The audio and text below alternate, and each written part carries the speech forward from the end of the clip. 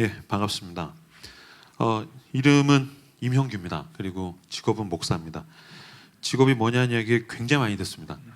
그래도 다행인 거는 제가 방배동에 이제 라이트하우스 방배라는 이름으로 이제 교회를 개척을 하면서 머리를 이렇게 짧게 자른 겁니다. 이게 개척 전에는 제가 이제 안식년을 가지면서 머리를 이만큼까지 길렀는데, 머리 길렀었을 때 뭐 연극 배우인가요, 뭐 사진 작가인가요, 뭐 무슨 예술을 하시나요, 시인인가요, 막 별 얘기를 다 듣게 되었거든요.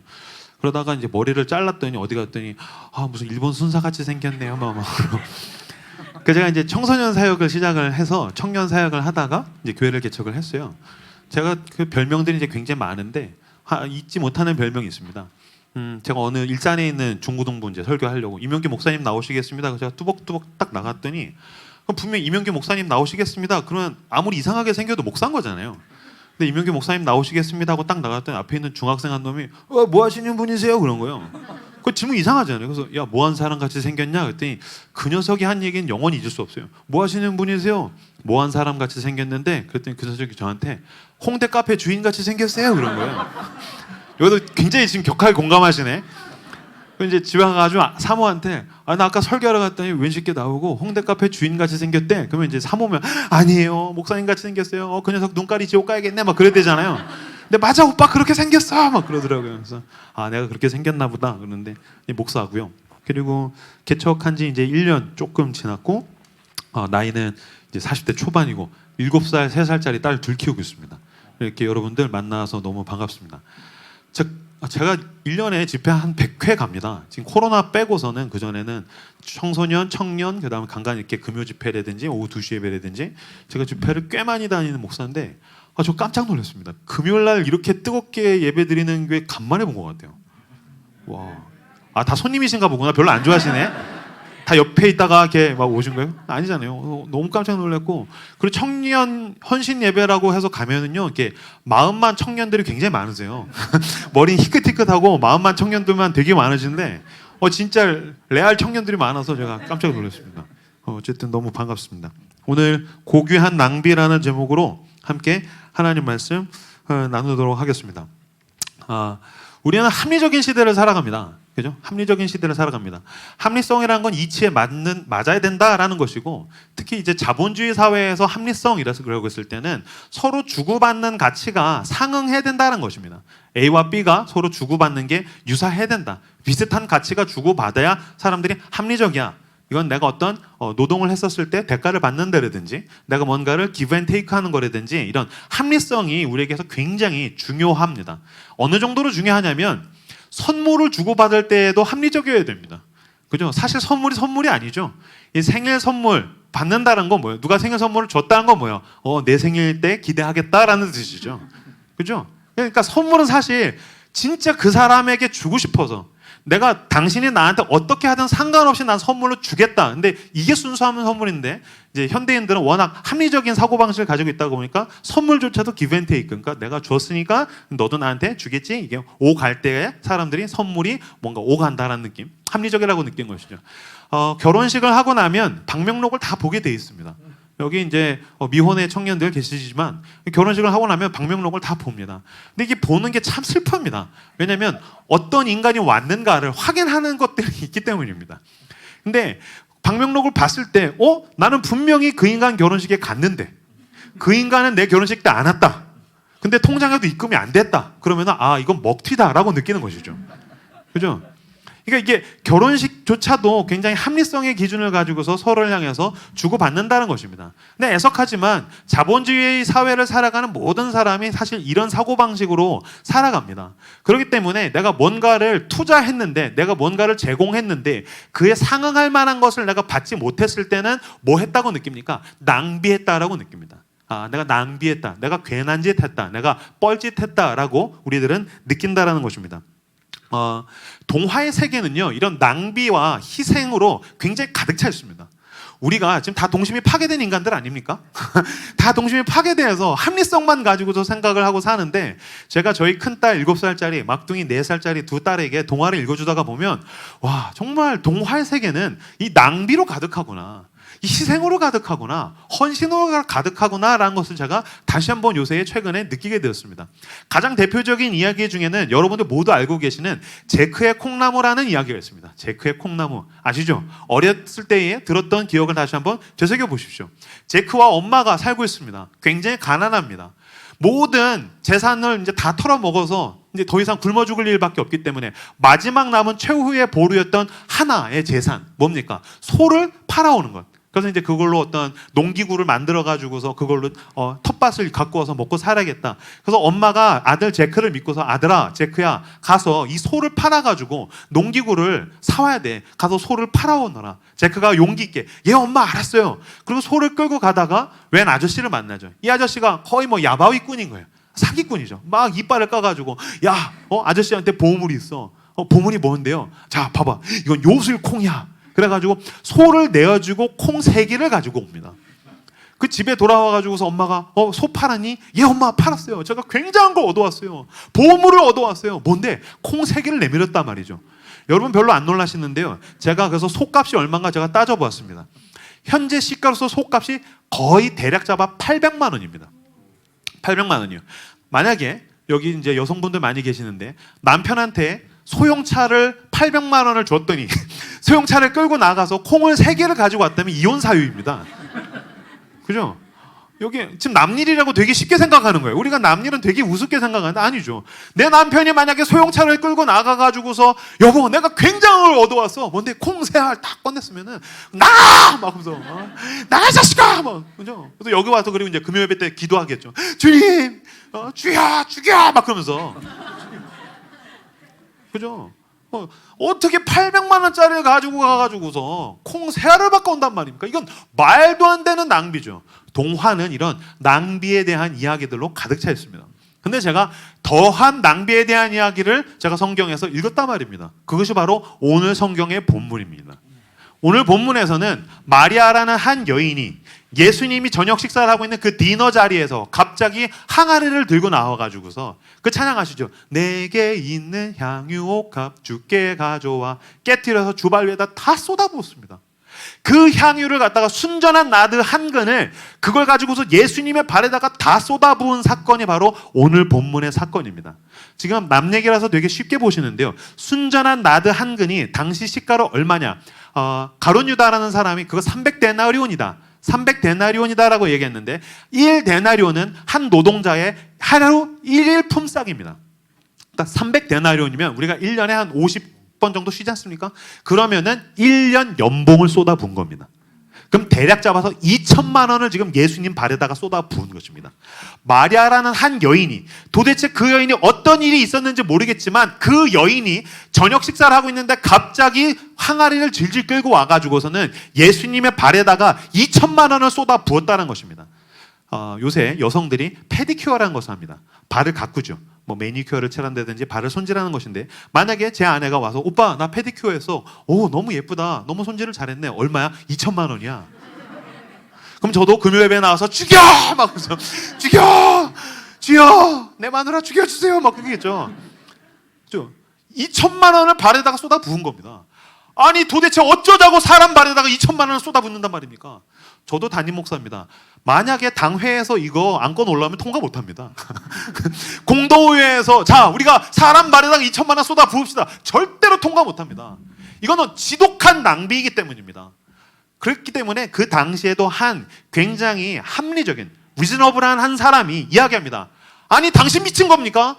어떻게 사람 발에다가 2천만 원을 쏟아붓는단 말입니까? 그거 가지고 나가가지고 팔아가지고서 가난한 사람들 나눠주었으면, 선교에 썼으면, 구제에 썼으면, 수많은 일들에다가 이웃에 나눠줬으면 얼마나 좋았을 텐데, 이 이야기는 굉장히 합리적인 의견이죠. 오죽 이게 합리적인 의견이면 이 이야기를 한 사람의 의도가 악하다는 것을 표기하기 위해서 성경은 이 사람은 가룟 유다였다. 이 사람은 가룟 유다였다. 왜냐하면 가룟 유다라는 단서를 달지 않으면 이건 너무나도 합리적인 의견이기 때문입니다. 이 이야기를 한 인간은 굉장히 악한 의도를 가지고서 한 인간이었어. 오해의 여지를 최소화로 하려고 이 사람은 가룟 유다였습니다 라고 했다 뿐이지, 만약에 가룟 유다라는 이야기를 달지 않았으면 우리는 맞아 이 여자 미친 거 아니야? 너무 낭비한 거 아니야? 라는 생각을 했을 수도 있었을 것입니다. 그러나 여러분 그거 아십니까? 그리스도인들에게 이와 유사한 낭비들이 있다라는 것입니다. 여러분 우리가 익숙해서 그렇다 뿐이죠. 금요일날 저녁에 여기를 도대체 왜 오십니까? 금요일날 저녁에 여기 뭐하러 오십니까? 코로나 있는데 마스크 끼고 이게 무슨 짓입니까? 만약에 합리적인 사람이 봤을 때 우리 이해 못합니다. 미친 거 아니야? 합리적으로 생각해봐. 왜 거기를 가? 집에서 해. 온라인으로 해. 아니 매주 가잖아. 한 번만 쉬어. 이해를 못한다는 것입니다. 여러분 신앙생활이란 무엇입니까? 지독한, 세상에선 이해할 수 없는, 합리적인 기준으로는 도저히 이해할 수 없는 어떠한 낭비들이 우리들에게 있다는 것입니다. 그렇죠? 이 마리아에게 어떠한 이 여인이 낭비란 사건, 이 여인을 향해서 당신은 미쳤어, 당신 도는 거 아니야, 당신은 상식적이지 않아, 당신은 합리적이지 않아 라고 한 합리적인 사람은 모르고 있는 이 마리아, 낭비를 한 사람만 알고 있는 것이 있습니다. 다시 강조하겠습니다. 합리적인 사람은 도무지 이해하지 못하는, 사람들이 이해하지 못하는 낭비를 한 이 여인만 알고 있는 것이 있습니다. 이 낭비의 원인이 무엇입니까? 그것은 바로 은혜라는 것입니다. 은혜. 예수 그리스도로부터 받은 은혜. 그 전 사건이 있습니다. 무엇입니까? 그 유명한 그 마리아의 그 오빠였던 죽은 나사로가 살아나는 사건이 바로 그 전장에 있습니다. 죽은 나사로가 살아났다네. 이미 죽어서 장사까지 지낸 것을 가가지고 예수님이 슬퍼하시면서 나사로야 나오너라 그랬더니 나사로가 온몸이 묶인 채로 나오는 그 놀라운 사건이 바로 그 전장에 있습니다. 마리아는 그 사건을 경험했습니다. 근데 그 사건을 경험했었을 때에 와 신기하다, 미라클, 와 초자연적이야, 슈퍼내추럴해, 와 기가 막히네, 그 수준이 아닙니다. 아픈 사람이 낫거나 죽은 사람이 살아났다는 어떤 초능력을 경험한 수준이 아닙니다. 무엇입니까? 마리아가 자기의 인생의 모든 것을 걸었어도, 모든 것을 모았어도, 모든 것을 다 총집합했어도 해결할 수 없는 것, 그래서 철저한 절망 가운데 있었는데 그걸 주님께서 해결해 주셨다는 것입니다. 그건 무슨 뜻입니까? 주님이 하신다, 나는 못한다. 주님이 아신다, 난 모른다. 주님만이 나를 사랑하신다라는 것을 경험했다는 것입니다. 이것이 바로 은혜라는 것입니다. 이 마리아의 향유라는 것, 나드라는 것은 무엇입니까? 당시에는 전 재산이고요, 당시의 여인들에게는 어떤 결혼 자금 같은 것입니다. 지금도 청년들 결혼 자금 모으시겠죠. 월급 타면 적금 부을 겁니다. 아마 주택 청약 붙고 계실 겁니다. 아마 보험이라든지 주식이라든지 우리들이 후에 나의 삶을 도모하기 위하여서, 내 삶에 위기가 왔을 때 그것을 해결하기 위하여서 그걸 향해서 우리가 꾸준히 준비하고 모읍니다. 그것은 합리적인 것입니다. 이걸 하지 말라는 것이 아닙니다. 이건 굉장히 중요한 수단이요 도구입니다. 그러나 인생에 커다란 위기가 왔을 때, 정말 내 인생에 말할 수 없는 고통이 왔을 때 아무것도 도움이 안 됩니다. 아무것도 도움이 되지 않습니다. 제가 최근에 저희 교인들이랑 시편을 하루에 한 편씩 읽어가고 있는데 너무너무 은혜가 됩니다. 너무너무 은혜가 됩니다. 1편부터 23편까지 쫙 읽어가는데 너무너무 은혜가 됩니다. 시편의 초반은요 다윗이 대부분 지었습니다. 근데 다윗은 무엇입니까? 직업이 왕입니다. 왕의 노래입니다. 왕의 노래면 아까 보니까 그 스킷 드라마에서도 힙합, 그 플렉스, 스웨그 하는 사람들은, 그 젊은 친구들이 힙합 하는 사람 중에 플렉스라든지 스웨기라는 말을 씁니다. 이건 뭐냐면 자랑한다는 겁니다. 돈 자랑, 플렉스. 젊은 친구들 알겠죠? 나 플렉스 해버렸지 뭐야, 뭐 이런 거 하잖아요. 나 오늘 쇼핑 해버렸지 뭐야, 롤렉스 사버렸지 뭐야, 벤츠 타버렸지 뭐야. 이게 플렉스예요. 스웨기예요. 뭐냐면 나 이렇게 돈 많다, 나 이렇게 잘 나간다, 나 순금으로 목걸이 찬 사람이다, 나 롤스로이스 탄다, 나 시계 롤렉스 찬다, 몇 억짜리 시계 찬다. 이게 스웩입니다. 그럼 다윗은 왕입니다. 그리고 다윗은 왕 수준이 아니고요, 이스라엘 역사상 가장 위대한 왕입니다. 아시죠? 이스라엘 역사상 가장 위대한 왕입니다. 우리는 예수 그리스도를 메시아, 하나님의 아들로 믿지만, 구원자로 믿지만, 지금도 유대교 사람들은 메시아 그러면 다윗과 같은 정치 지도자, 위대한 이스라엘의 왕을 기다리는 것입니다. 그죠? 그러면 그 왕 중에 왕인 다윗이 노래를 불렀으면 뭐 해야 돼요? 플렉스 해야 되는 거예요. 스웩 해야 되는 거예요. 근데 여러분, 다윗의 왕의 노래의 60%는 탄식의 노래입니다. 탄식의 노래. 죽겠다. 원수들이 나를 죽인대요. 하나님, 난 망했어요. 난 죽었어요. 힘들어 죽겠어요. 여기 젊은 청년 여러분, 명심하십시오. 플렉스는 다 굴합니다. 그 금목걸이 차면 목 디스크 오는 거예요. 쇠기 어딨어? 다 뻥인 거예요. 그거 남들한테 열등감을 불러일으켜서 자기 만족으로 허영을 만들어내는 것이지, 그런 걸로 인간이 채워지는 게 아닙니다. 그 자리에 가면 여전히 그 자리에서 내 멱살을 잡는 인간이 있는 겁니다. 왕의 자리에 갔는데 골리앗을 꺾고 사울 왕을 꺾고 왕의 자리에 갔는데도 여전히 다윗 왕의 멱살을 흔들면서 죽이겠다라는 악인들이 득실득실한 거예요. 그러니까 다윗은 여호와는 나의 목자시니 내게 부족함이 없으리로다. 그날 저녁에 내가 왕이다, 나는 승승장구한다, 천하무적이다가 아니라 여호와는 나의 목자시니, 주님이 나의 목자일 때만이 내가 부족함이 없을 수 있습니다. 내가 왕으로서 내 능력과 내 부하들과 내가 가진 소유가 나를 쉴만한 물가로 인도하는 게 아닙니다. 여호와 나의 목자께서 나를 쉴만한 물가로 인도하시고 나를 푸른 초장으로 인도하십니다. 나의 평생의 주의 선하심과 인자하심이 나를 따라와서 내가 평안할 수 있는 것이지, 왕이라서 내가 평안할 수 있는 게 아닙니다. 오 나의 하나님, 제가 너무나도 사랑하는 구절, 시편 18편 1절, 나의 힘이신 여호와여 내가 주를 사랑하나이다. 나의 힘이신 여호와여 내가 주를 사랑하나이다. 주님만이 나의 힘입니다. 이 고백만이 우리를 살게 하는 것이지, 주식이 올라갈 때 나의 힘이신 주식이요, 아니요. 여러분, 취직한다고 된다고요? 아니요. 결혼한다고 된다고요? 아니요. 자식이 좋은 대학을 간다고 된다고요? 아니요. 다 아시잖아요. 여기 취준생 여러분, 청년 헌신 예배니까 제가 좀 청년에게 더 적용을 많이 하겠습니다. 여러분, 취준생들 취직만 하면 되는 거 아닙니다. 죽어서 목숨을 걸어서 취직을 하는 순간, 내가 취직만 하면 될 것 같죠? 아니요. 취직을 하는 순간 새로운 꿈이 생깁니다. 이 직장을 때려치고 싶다는. 그렇죠? 그래서 때려치면 다시 주님 붙여주세요 하면 때려쳐주세요. 그럼 내가 결혼 안 해서 그런가? 결혼을 하면 뭐가 돼요? 아저씨가 되는 거야, 나같이. 그냥 아줌마가 되고, 그리고 애를 낳으면 그때부터 인생이 고달퍼지는 것이죠.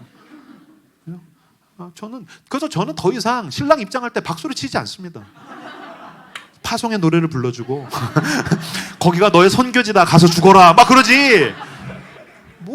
미혼만 박수 치지. 미혼만. 결혼한 사람들 아이고 저거 어떻게 하냐 다 이러고 있는 거예요. 그죠? 인생의 단계, 성취, 소유, 이런 것이 내 영혼에 아무런 도움이 되지 않습니다. 아무런 도움이 되지 않습니다. 어떤 자리에 가든 내 멱살을 잡는 것들이 있기 때문입니다. 이 마리아는 자기가 모아왔던 소유로서 순전한 나드 한 근이 있으면, 그걸 내가 뒤에다가 꼽을 쳐놓고 있으면 인생의 고통이 왔었을 때 내가 이걸로 해결할 수 있겠지라고 생각했던 거예요. 아니요. 고통은 그냥 어디선가 들이닥칩니다. 그죠? 욥기의 주제, 어디선가 고통이 들이닥쳐요.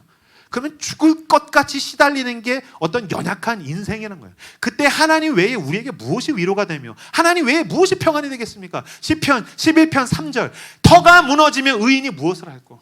터가 무너지는 거예요. 터가 무너지면 왕이라도 할 수 있는 게 없습니다. 터가 무너지면 재벌이라도 할 수 있는 게 없습니다. 터가 무너지면 승승장구하던 그 어떤 인생도 할 수 있는 게 없는 거예요. 하늘이 무너지고 터가 무너지면 할 수 있는 게 아무것도 없어요. 절망 앞에 부딪히게 되죠. 제가 동화를 읽으면서 최근에 저희 딸들이랑 동화를 읽으면서 굉장히 은혜를 많이 받습니다. 아기돼지 삼형제라는 충격적인 동화를 읽었습니다. 아시죠? 아기돼지 삼형제. 아기돼지 삼형제 셋이서 삼형제가 집을 지었는데 늑대들이 찾아왔다는 내용이죠. 첫째는 지푸라기로 집을 짓고, 둘째는 나무로 집을 짓고, 셋째는 벽돌로 집을 지었습니다. 저 어렸었을 땐 그래, 벽돌로 집을 지으라는 뜻이구나, 저 그렇게 생각했습니다. 나이를 들고 나서 제가 딸들에게 읽어주다 너무너무 은혜를 받았어요. 여러분, 아기돼지 삼형제의 교훈이 벽돌로 된 집을 지으라라는 메시지라고 생각하십니까? 무슨 소리입니까? 지푸라기로 집을 짓고, 나무로 집을 짓고, 벽돌로 집을 짓습니다. 당신이 무엇으로 집을 짓든 반드시 늑대는 당신의 집을 찾아갑니다. 이것이 교훈입니다. 당신이 지푸라기로 집을 짓든지 나무로 집을 짓든지 벽돌로 집을 짓든지 반드시 늑대는 우리 집을 찾아오고야 마는 것입니다. 터가 무너지면 의인이 무엇을 할꼬? 내가 그렇게 열심히 준비해서 취직을 하고 승진을 하고 결혼을 하고 자식을 키우고, 하나 막으면 옆에서 새고, 여기 막으니까 위에서 쏟아지고, 정말로 물이 창수가 나서 어리선가 우리 집에 그냥 물길이 그냥 드립다 우리 집을 덮치듯이 고통과 아픔이 옵니다. 그때 오직 무엇이 우리를 건져내는 구원이 되겠습니까? 예수 그리스도밖에 없다는 것입니다. 이 마리아는 그 절망 앞에 부딪혔습니다. 내가 대신 죽어도 아깝지 않은 그 오빠, 오라버니가 죽은 것입니다. 그죠? 가족이 죽을 때 그 고통이 있죠. 내가 대신 죽었으면 좋겠다. 내가 대신 죽었으면 좋겠다. 근데 애꿎은 나는 안 죽고 오빠가 죽었어요. 순전한 나도 한 거니 무슨 소용이 있단 말입니까? 내가 그 좋은 대학을 간 학벌이 나에게 무슨 소용이 있단 말입니까? 사람들은 나를 향해서 부러워하면서 박수를 치는 게 나에게 아무런 소용이 없다라는 절망의 밤을 며칠을 보내고 나서 예수 그리스도가 오십니다. 주님, 저희 오빠가 죽었습니다. 아니다, 잔다. 그리고 깨워냈을 때 비로소 그 막막한 어둠, 완전한 어둠 가운데 마리아의 인생에 있었던, 마리아를 덮쳤던 순전한 어둠이요, 정말 빛이 한 방울도 없는 어둠 가운데 저기에서 광명의 빛이 비추는 것입니다. 쫙 비치는 것이죠. 그걸 뭐라고 합니까? 은혜라고 하는 것입니다. 하나님이 계시지. 하나님이 계시지. 내가 사망의 음침한 골짜기를 다닐지라도 해를 두려워하지 않는 것은 주께서 나와 함께 하시는지. 나는 모르지, 주님이 아시지. 나는 못하지, 주님이 하시지. 그래, 세상 사람들 다 나를 등지고 떠나가도 오직 주님만이 나를 사랑하시지. 그 은혜 앞에 이 여인이 surrender, 항복하게 되는 것이죠. 예, 주님, 주는 그리스도십니다. 당신은 살아계신 하나님이십니다. 당신은 나의 모든 것입니다. 그때에 비로소 그 은혜 앞에서 반응하게 되는 것, 그걸 뭐라고 합니까? 그 반응을 낭비, 고귀한 낭비라고 이야기한다는 것입니다. 세상 사람들이 이해 못하죠. 아, 미친 거 아니야? 왜 순전한 나들을 가지고 가가지고 거기다가 깨트려서 발에다가 쏟아붓는 거야? 니들은 몰라. 은혜가 있었어. 하나님이 날 사랑하셨어. 주님이 날 포기하지 않았어. 주님마저 나를 포기했으면 난 그날 끝났어. 내가 알죠. 아마 여기도 나이 드신 분들, 청년 중에 아는 분들 계시죠. 주님이 나 놓으셨으면 난 그때 끝난 인간입니다. 주님이 제 인생의 빛으로 찾아오지 않으셨으면 제가 그때 다 끝났다고 여겼을 때, 나도 내 인생이 끝났다고 여겼을 그때에 주님이 오지 않으셨으면 저는 이미 이 자리에 있을 수 없어요. 주님, 제가 주님의 사랑을 압니다. 주님이 저를 얼마나 사랑하신지 압니다. 주님 아깝지 않습니다. 쏟아붓는 것이죠. 이것이 바로 이 마리아의 고귀한 낭비라는 것입니다. 저는 24살에 예수를 처음 믿었습니다. 저는 모태신앙입니다. 아무것도 못하는 모태신앙이었습니다. 저는 교회에서 하라는 아무것도 하지 않았고, 교회에서 하지 말라는 모든 것을 하던 청년이었습니다. 다시, 교회에서 하라고 하는 모든 것을 하나도 안 했고, 교회에서 하지 마! 그럼 그것만 골라서 하는 아주 나쁜 청년. 청소년 때부터 전 저희 교회에서 유명했어요. 모든 사람, 애들이 자, 두 손을 듭시다! 그럼 다 들면 맨 뒤에서 가만히 있고, 야, 손 들지 마, 손을 죽여버릴까? 막 뒤에서 협박하고 있고, 다 들고 있으면 어쩔 수 없이 이렇게 들고 있고. 저는 지금도 청소년 이렇게 설교할 때, 야, 손 이렇게 들지 마. 안 들라면 들지 말든지, 이렇게 드는 건 티라노사우루스야. 그죠? 손 들 때 이건 티라노사우루스잖아요. 사람은 이렇게 드는 거지. 무조건 막 방황하고, 토요일 날 밤새 술 먹고, 그리고서 교회 와가지고 술 냄새 풀풀 풍기고, 모든 교인이 저를 위해서 기도했습니다. 왜냐하면 우리 교회 담임 목사님이 우리 아버지였기 때문입니다. 지금 많은 분들이 우리 아버지의 마음을 굉장히 공감하고 계시네요. 목사님 어떻게 하시나. 그래서 저 예수 믿었을 때 저 간증했습니다. 여러분, 하나님 살아계십니다. 막 그러면서 되게 웃기죠. 전 24살 때까지 예수 안 믿었습니다. 근데 그 얘기 하자면 오늘 밤은 새야 돼요. 어쨌든 제가 십자가를 바라보면서 세상에 하나님 어디 있냐? 있으면 나와라. 저는 하나님은 어떤 온 우주에 어떤 제1원인으로서 신적 존재가 있을 수 있다라는 데는 동의한다. 하지만 관념이겠지, 어떤 인격적인 신, 여호와 하나님이라든지 예수 그리스도는 내가 못 믿겠다. 못 믿겠는 거예요, 나는. 그래서 교회 와서 막 소리 지르고 울고불고 손들고 기도하면, 루저들이야. 저 인생의 실패자들이야. 난 저렇게 안 살 거야. 난 내 두 주먹 불끈 쥐고 세상에서 나는 얼마든지 승승장구하면서 잘 살 수 있어. 전 자신감이 있었어요. 그러니까 저는 예수를 믿은 게, 예수 믿고 나서 잘 되기 위해서 믿은 게 아니라, 저는 무엇으로도 안 됐는데 주님이 나를 채우셨다라는 그 영적인 만족감이 전 너무나도 컸었어요. 근데 어쨌든 세상에 하나님 어디 있으면 나와봐 막 개기다가 주님의 음성을 들었어요. 전 그날이 잊지 못해요. 2002년도 3월 17일 막 소리 지르면서 십자가를 보면서 분노하다가 주님이 저를 찾아오셔서 음성을 들려주셨을 때 무너져서, 하나님이 계신 줄 몰랐어요. 하나님이 계신 줄 알았으면 제가 이렇게 안 살았을 거예요. 주님, 저는 제 인생의 첫 절망을 부딪혔어요. 제가 어떻게 살아야 되나요? 근데 주님이 저를 보내셨다라는 그 음성 앞에서 제 인생이 변화되기 시작했어요. 태어나서 처음 제 손으로 성경을 읽기 시작하고, 태어나서 처음 제 무릎으로 무릎을 꿇고 기도를 하기 시작하고, 하나님이 살아계신다는 그 사실만으로 온 세상이 뒤집어지더군요. 진짜 세상은 하나도 안 변했어. 세상은 그대로예요. 근데 나 하나 뒤집어지니까 온 세상이 변하는 거예요. 하늘을 봐도 막 그전엔 몰랐는데 하늘을 탁 보면 막 하늘이 찬양하는 거 같고, 진짜 그 하늘 탁 보면 주 하나님 지으신 모든 세계 막 찬양이 들리는 것 같고, 나무를 보고 막 새들이 막 짹짹짹 걸리면 막 그게 그렇게 은혜롭고, 예배를 드리면 그렇게 울고, 하나님이 날 사랑하셔, 하나님이 살아계셔, 오 할렐루야 할렐루야, 예배드리면 그렇게 울고, 그런 나날들, 정말 군입대 하면서부터 천국과 같은 나날들을 제가 막 보내기 시작했었어요. 첫 월급 타던 날을 저는 정확하게 기억하고 있어요. 첫 월급을 딱 탔어요. 건빵 바지라고 하죠. 옆에 그 남자들 군인들 허벅지에 딱 월급 봉투를 탁 넣고 있는데, 상병님께 짝대기 세기인 상병님이 PX 매점을 가자라는 거예요. 복음이죠. 이병이 월급을 탔는데 너가 PX를 가자. 그래서 예 알겠습니다. 탁 가가지고 그 쫄따구들 6명이 줄을 딱 섰는데, 상병님께서 이제 고참이 이제 안내하는 거야. 앞으로 가. 막 하면서 나는 주머니에 월급을 탔어. 그때 제 월급이 18,000원이었습니다. 요새 월급 많이 받더라고요. 그래서 막 하면서 와 나는 가면 닭강정도 먹을 수 있고, 초코파이도 먹을 수 있고, 콜라도 마실 수 있고, 새우깡도 먹을 수 있고, 와 막 그 기쁜 마음으로 막 벅차서 막 두근거리고 있는데, 이런 젠장, PX 매점 옆에 교회가 있었어요. 십자가를 보는데 심장이 더 뛰기 시작해요. 제가 상병님한테 얘기했어요. 상병님, 저 잠깐 교회 다녀와도 되겠습니까? 교회를 왜 가 임마? 잠깐이 됩니다. 뭐 갔다 와라. 참 이상한 놈이네. 예 알겠습니다. 막 달려가가지고서 교회 현관을 탁 열고 막 찾았어요. 뭐 헌금 봉투. 막 찾아가지고서 감사 헌금 봉투를 딱 찾아가지고서 제 월급 봉투채로 넣었어요. 그리고서 거기다가 썼어요. 주님, 나 같은 죄인 구원해 주신 것도 감사한데 드릴 것이 있게 해주셔서 감사합니다. 그리고 그 나무로 된 오래된 헌금함에다가 제가 탁 넣었어요.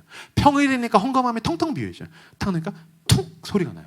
순간 현타가 왔어요. 내가 무슨 짓을 한 거지? 미친 거 아니야? 어떻게 나 이제 먹고 살아. 안 돼. 이러지 않았습니다. 목사를 뭘로 봅니까? 지금 툭 놓고서 그 자리에서 무릎 꿇고 한참 울었어요.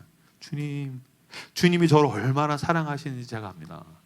주님, 나같이 버려져서 죽어도 할 말 없는 죄인을 사랑하신 것도 감사한데, 주님 내가 이제 드릴 게 있게 해주셔서 감사해요. 막 울고 매점 가가지고서는 먹는 척하고, 야 너 먹으냐? 이명규 먹었습니다. 2달째 월급 탔어요. 또 가가지고서 툭 넣고 주님 감사합니다. 3달째 월급 탔어요. 또 가가지고 월급 봉투를 툭 넣고 주님 감사합니다. 4달째 때부터는 좀 부담스러워 하신 것 같더라고요. 하나님도 4달째 되니까 하나님도 좀 부담스러운 것 같고, 나도 조금 부담스럽고, 그래서 나도 살아야 되니까. 근데 누군가가 만약에 그 당시에도 몰래 했지만 저한테 그거 아깝지 않아요? 아니 조금 아깝긴 하죠. 그러나 아까움보다 더 큰 것이 있었어요. 뭐요? 하나님이 저를 사랑하셨어요. 주님이 저 같은 걸 사랑하셨어요. 주님이 저를 참 사랑하셨어요. 여러분 잊지 마십시오. 우리가 그 어떤 헌신을 하든지 간에 하나님의 사랑보다 크지 않습니다. 여러분 잊지 말아야 합니다. 우리가 그 어떤 헌금을 하든지 간에 아버지의 사랑보다 크지 않습니다. 내가 주님께 내가 있는 어떤 것을 드리더라도, 내가 정말 주님의 발 앞에 관자와 같이 부음받을지라도, 내 영혼의 모든 것이 주님의 발 앞에 쏟아부어질지라도, 주님이 나같이 그날 죽어서 없어져야 할 것을 사랑하신 예수의 십자가의 그 은혜보다 크지 않습니다. 주님의 사랑이 먼저고 그것에 대한 반응이 나의 것입니다. 주님의 사랑 앞에 감격하시는 모든 사랑하는 우리 청라은혜교회 성도 여러분 다 되시길 주님의 은혜로 축원합니다.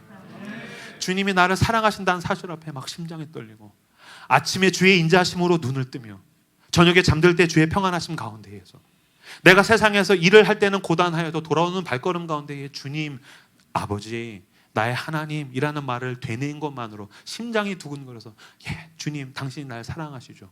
그 사랑 앞에 늘 감격하셔서 그 사랑에 대한 반응으로 헌신하며, 그 사랑에 대한 반응으로서 헌금하며, 그 사랑에 대한 반응으로서 내게 있는 것을 예수 그리스도와의 발 앞에 드리고, 이 교회 공동체 앞에 드리고, 이 살아가는 이 청라에 있는 이웃들을 향해서, 이 나라와 민족과 족속과 열방을 향하여서 여러분이 가진 것들이 흘러가는 모든 저 여러분들, 진정한 그리스도인들 다 되시기를 주님의 이름으로 축원합니다.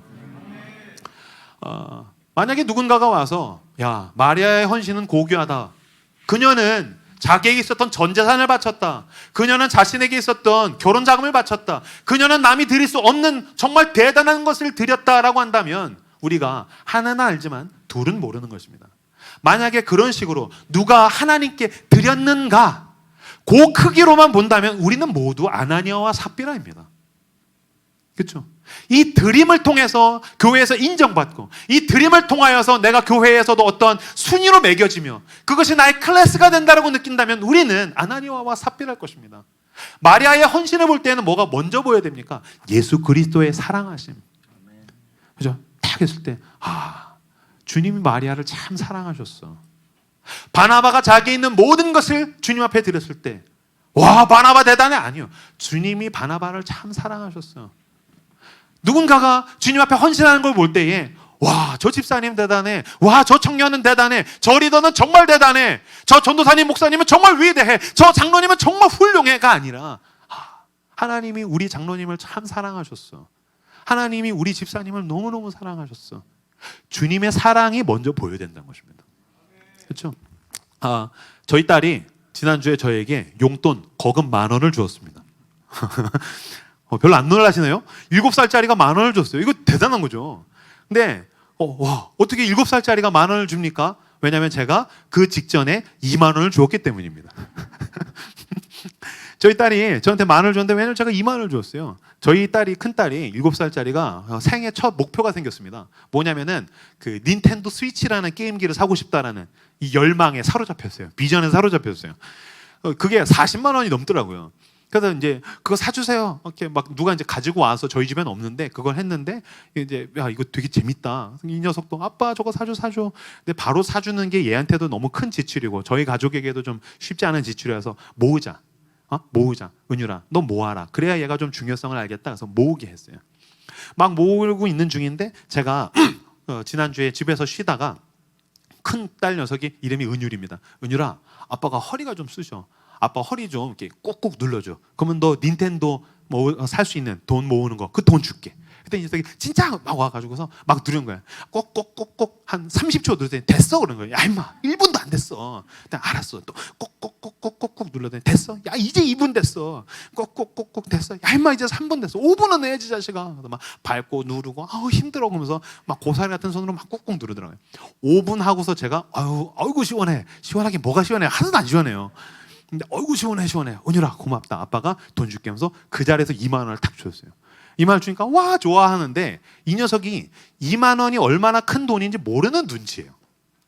그래서 제가 20,000원을 딱 주면서 제가 얘기했어요. 10,000원짜리 한 장을 들고서 설명해 줬어요. 은율아 10,000원을 벌려면 성인이 1시간 동안 열심히 일해야 아르바이트 해야지 받을 수 있는 돈이 10,000원이야. 근데 너는 5분 꾹꾹 했는데 2시간 일해야지 받을 수 있는 20,000원을 준 거야. 이거는 대가나 보상이 아니라 은혜라고 하는 거야. 잊지 마. 대가나 보상이 아니야. 너는 자녀의 권세로서 은혜를 받아 누리는 거란다. 이런 신학 교육을 시킨 것이죠. 이거는 20,000원을 주는 거야. 2시간 해야지 받을 수 있는 거야. 딱 줬더니 이 녀석이 보더니 한참을 생각하는 거예요. 그래서 무슨 생각해? 했더니 아빠 이거 가져. 그래서 저 주는 거예요. 아빠 가져. 그래서 아니야 괜찮아. 아니야 아빠도 가져. 나 하나였으니까 됐어. 이건 하나는 아빠가 이제 하면서 주더라고요. 제가 그때 굉장히 많은 생각을 하게 되었어요. 어쩌면 이런 게 아닐까. 나도 하나님 앞에 내가 뭘 드렸어. 참 죄송하고 슬픈 이야기지만 임영규 목사도 사람이다 보니까 하나님, 제가 하나님 위해서 얼마나 많은 헌신을 합니까? 제가 얼마나 바쁘게 삽니까? 제가 얼마나 많은 희생을 합니까? 제가 얼마나 많은 것을 못 누리면서도 주님께 드리는 인생을 삽니까? 라고만 하지. 주님이 나에게 주신 이 귀한 선물들을 붙들고 주님, 이건 보상이 아니에요. 주님, 내게 있는 모든 좋은 거는 내가 얻을 수가 없는 건데 주님이 저를 사랑하셔서 주신 거예요. 그렇죠?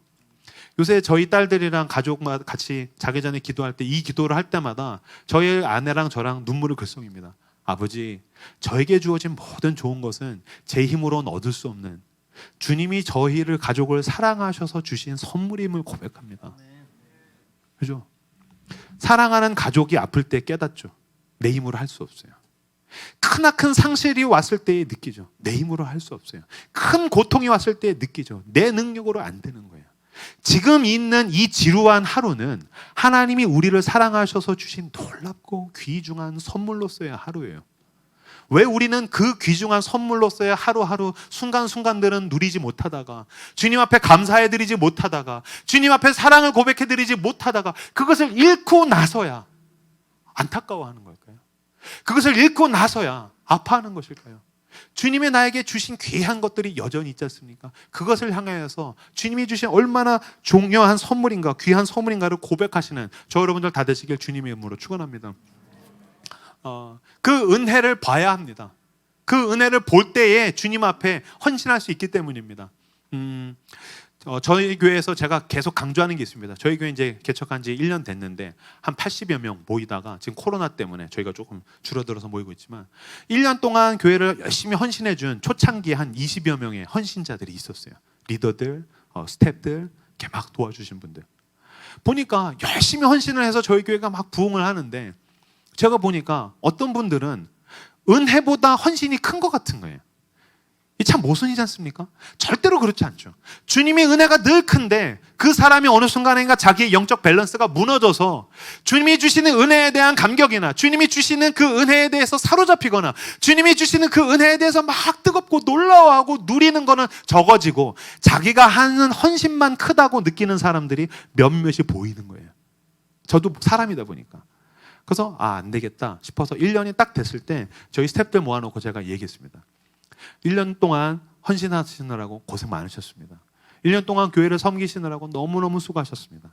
근데 저는 개척교회 시작하면서 우리가 아직 갖추지 않았을 때 저는 지금부터 차근차근 문화를 만들고 싶습니다. 은혜가 차있지 않으면 사역을 쉬십시오. 은혜 먼저 받으십시오. 예배 드려오셔서 그냥 예배 누리십시오. 아무것도 안 하셔도 되고 그냥 예배 드리십시오. 그 섬김을 받으셔야 되는데 하느라고 고갈되고 막 소진해서 바닥을 끌끌 차가지고 교회 와가지고서 그리스도의 향기를 풍기는 게 아니라 나는 당신이 그리스도의 향기가 아니라 인간의 구린내를 풍길까 봐 두렵습니다. 쉬셔야 됩니다. 그래서 과감하게 제가 서약서들을 주었어요. 다시 1년을 헌신을 약정하십시오. 기도하십시오. 은혜가 가득 차 있다. 은혜가 넘친다. 그 사람만 헌신하십시오. 그러면 저희 교회 분들, 목사님 감사합니다. 어떻게 저희를 이렇게 생각해 줄 수 있게 주십니까? 저희가 더 열심히 은혜 받고 더 열정적으로 사역하도록 하겠습니다. 그럴 줄 알았어요. 진짜 다 그만뒀어요. 다 그만뒀어요. 남 일이라고 되게 쉽게 생각하시네. 스태프들이 다 그만뒀어요. 그래서 제가 굉장히 마음이 어려운 거예요. 야, 이거 어떻게 하나? 이거 큰일 났다. 스태프들도 막, 목사님 감사합니다. 그리고 이것들이 청년이 많으니까 되게 과감하게 솔직하게, 감사합니다. 다 때려치더라고요. 야, 난 망했다. 난 이제 큰일 났다. 어떻게 하냐? 근데 믿기로 했습니다. 한 달. 누구에게도 강요하지 않겠다. 은혜 받으라. 진짜 리더들 한 명도 없으면 속으로 나 안 하겠다. 리더들 없으면 속으로 안 해야 되는 거 아니냐. 스태프들 없으면 내가 찬양팀 반주해주는 사람 없으면 내가 개척교회에서 이거 두드리면서 새벽기도 인도하던 사람이다. 나 이렇게 할 수 있다. 그러다가 목사님 그만 좀 하세요. 저 반주하겠습니다. 그럼 너랑 같이 하겠다. 못 들어주겠어요. 제가 찬양하겠습니다. 그럼 너가 찬양팀 해라. 나 그렇게 갈 자신이 있다. 한 달 됐는데 우리 하나님 신실하시죠. 다 채워주셨어요. 다 채워주셨어요. 근데 제가 그 부분에 대해서는 분명하게 잡고 가고 싶었어요. 무엇이 먼저입니까? 은혜가 먼저입니다. 여러분 명심하십시오. 우리는 잊지 말아야 합니다. 예수 그리스도의 십자가로 구원을 얻은 사람들은 하나님의 아들께서 아끼지 아니하시고 자기에게는 모든 것을 주셔서 우리가 그 은혜로 살아갑니다. 어찌하여 내가 고작 이 교회에서 희생하고 헌신하는 것들이 주님의 은혜보다 크단 말입니까? 그 우선순위가 예수 그리스도를 향한 은혜가 먼저가 되시는 저 여러분들 다 되시기를 주님의 이름으로 축원합니다. 은혜가 크면 그때부터 헌신할 수 있습니다. 은혜가 크면 내 것을 쏟아붓는데 아깝지 않습니다. 저도 기억합니다. 마이크 줄을 감는데 울었습니다. 저는 청년으로서 예수 그리스도를 믿고 나서 마이크 줄을 감다가 울던 날을 기억합니다.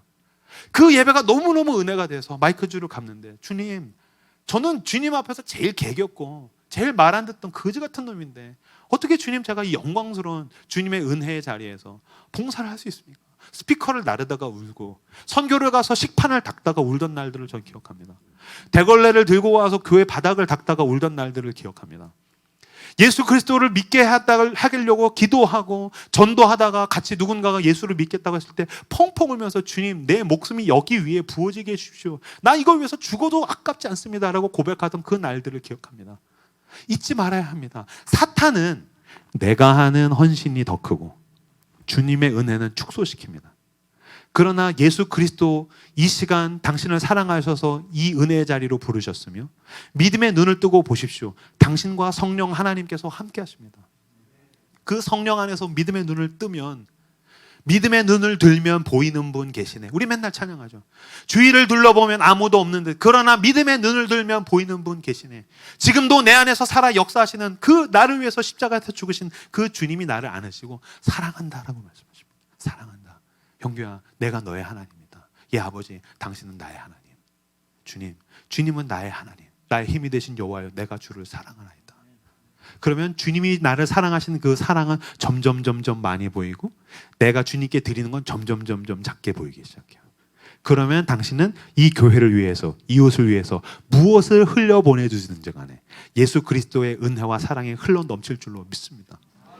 그 은혜는 우리를 향해 흘러가게 합니다. 그 은혜는 내 것을 향해서 나눠주게 합니다. 시간이 가고요, 에너지가 가고요, 열정이 가고요, 칭찬과 격려와 위로가 가고요, 발걸음이 가기 시작합니다. 돈이 가기 시작합니다. 내 것을 막 흘려보내주는데도 내가 기쁩니다. 근데 은혜가 바닥을 치면 작은 걸 주면서도 왜 생색을 내야 되는데 왜 몰라주나, 왜 주보에 내 이름보다 이 사람 이름이 먼저 가 있나 그런 거나 따지고 있고 쪼잔하게. 그러나 예수 그리스도 앞에 내가 쏟아부어서 예수의 향기가 주님의 영광에 흘러넘쳤다면 그는 흥하여 하겠고 나는 쇠하여 할 것입니다. 내 이름이 나기를 원하지 않습니다. 예수 그리스도 당신의 영광만 남고 나는 소멸하는 인생 되게 하여 주십시오. 이 얼마나 위대한 마리아의 헌신입니까? 그 마리아와 같이 그리스도의 향기가 흘러넘치시는 이 청라은혜교회가 될 때에 여러분의 헌신이 이 교회를 채우고 여러분의 고귀한 낭비가 이 청라지역을 채우며 여러분의 고귀한 낭비가 여러분의 직장을 채우며 여러분의 고귀한 낭비가 이 답없는 나라와 민족을 채울 것입니다. 꿈꿉니다.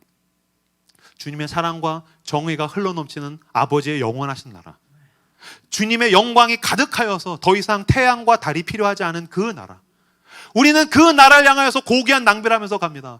그러다가 내 목숨이 끊어져서 죽었을 때에 모든 사람은 죽어서 영원한 어둠 가운데 들어갈 때에 우리는 빛 대신 주의 영광을 바라볼 것입니다. 주님의 품에 안겨서 주님께서 형규야 수고했다. 네가 얼마나 애꿎은 데에 시달리며 낭비했는지 내가 안다. 네가 젊은 날에 한 그 20대의 헌신을 내가 알고 있다. 30대에 네가 사람들에게 멱살 잡혀서 억울했던 날들을 내가 기억하고 있다. 40대에 너가 희생했던 너의 고귀한 희생을 내가 기억하고 있다. 네가 노년에 너가 늙어가고 힘이 없고 가진 건 많지 않지만 너가 예수 그리스도 나를 사랑하여서 너가 나의 나라를 위하여서 헌신한 것을 내가 기억하고 있다. 너가 이제 나와 함께 영원한 낙원에 있으리라.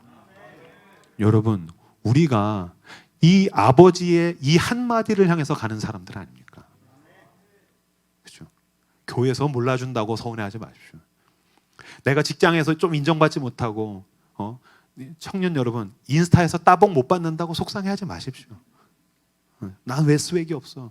나는 왜 뒤쳐져? 주님은 아시고 주님은 하십니다. 그것을 따라가실 때에 놀라운 주님의 영광이 나타난다는 것입니다. 마지막으로 이 이야기를 나누고 그리고 같이 기도하길 원합니다. 저희 교회는 무브먼트입니다. 작은 교회를 계속해서 세우는 운동입니다. 처음에 교회를 개척할 때 방배, 서울 방배와 부산을 같이 시작했습니다.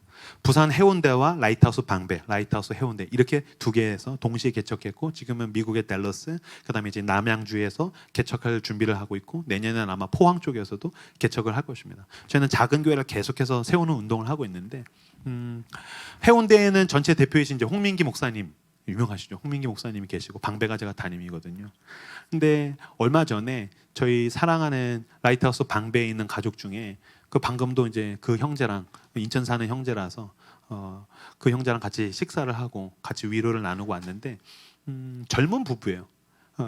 딸과 아들을 키우는데 딸이 6살이고 아들이 4살이에요. 근데 한 달 전에 저희 가족끼리 회식을 막 식사를 하고 있는데 그 형제 한테서 전화가 왔어요. 떠르르 전화가 왔어요. 무슨 일이야?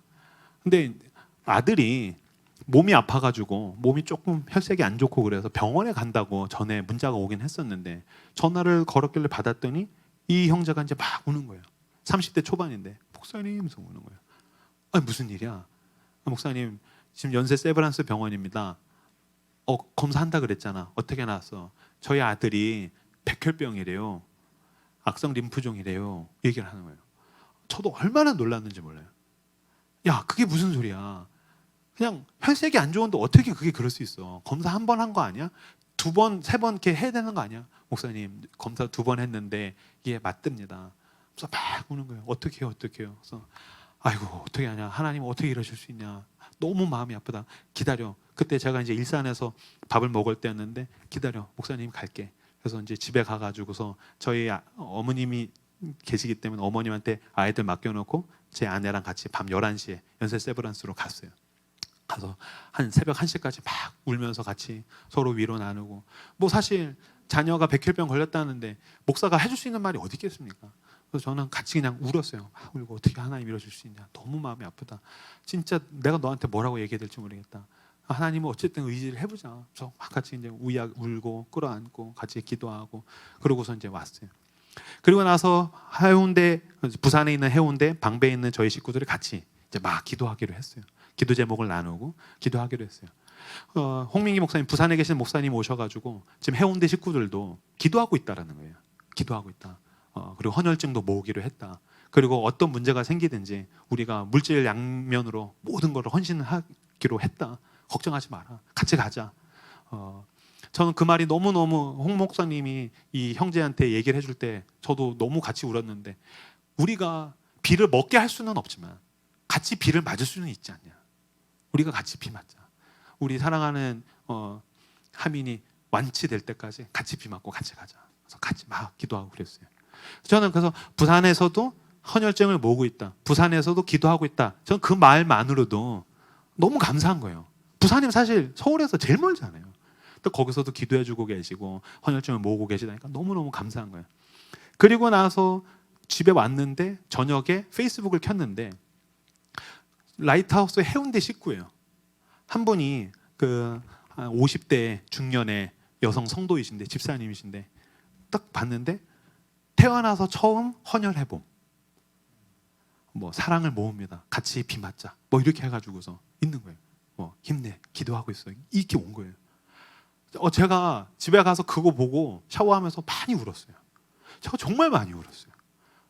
아니 어떻게 해운대에서 생전 한 번도 본 적을 없는 사람을 위해서 피를 뽑는단 말입니까? 부산에서.